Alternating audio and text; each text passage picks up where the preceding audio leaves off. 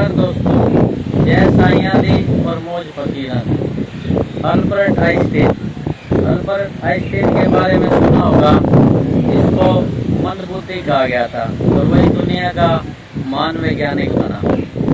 एक बार क्या था, जब वो स्कूल में पढ़ रहे थे तो एक दिन एक लेटर खुद प्रिंसिपल ने उसको दिया और कहा कि ना अपनी मम्मी को ये लेटर देना।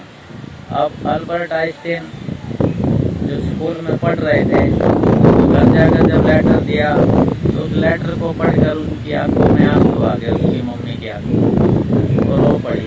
तो अल्बर्ट आइंस्टीन का पूछना जायज था कि माता जी क्या हुआ। तो उसकी माता जी ने बताया कि प्रिंसिपल ये लिख रहे हैं कि आपका बच्चा बड़ा जीनियस है, इसे हम नहीं पढ़ा सकते, इसे और बड़े कहीं और स्कूल में पढ़ाएं। उस बच्चे को खुद उसकी माँ ने पढ़ाया और वो बहुत बड़ा वैज्ञानिक बना। और जब उसकी मम्मी गुजरी, उसकी माता जी का देहांत हुआ तो घर का सफाई चल रहा था। तो अल्बर्ट आइंस्टीन जो बड़े हो चुके थे तो उन्होंने एकदम एक वो लेटर जो उन्होंने बचपन में अपनी माँ को दिया था और जब उसकी माँ रोने लगी तो लेटर उनकी आंखों में जब वो पढ़ा तो उनकी आंखों में खुद आंसू आ गए।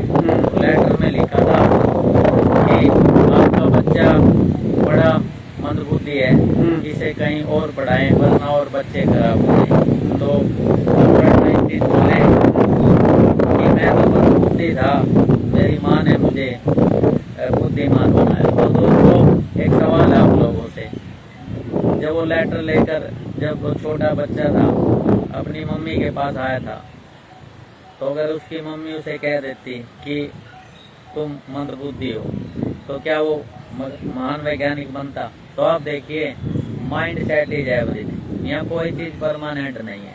अब देखो, अगर वो उसकी मम्मी चाहती अगर उस समय उसको ऐसा बोल देती तो टोटली हरासमेंट। इसलिए मैं सभी से एक आग्रह करूंगा कि अपनी वैल्यू कभी कम मत लगाना। इस दुनिया में आप यूनिक हो, उसकी वजह बताता हूँ ऐसा क्यों बोल रहा हूँ। परमात्मा ने एक ड्रामा रचाया है, इसमें जो आपको रोल मिला है ना वो आपने निभाना। इसलिए किसी के रोल देख कर ना खुद विचलित मत हो जाना। अगर किसी का महल देख के अगर आप अपनी झोपड़ी में आग लगा लेंगे ना, फिर इस पढ़ाई का कोई फायदा नहीं। इसीलिए अपनी वैल्यू पूरी लगाएं और हमेशा कभी भी अपनी लाइन बढ़ाने के लिए दूसरे की लाइन मत काटें। बहुत बहुत धन्यवाद। बहुत सुंदर बात।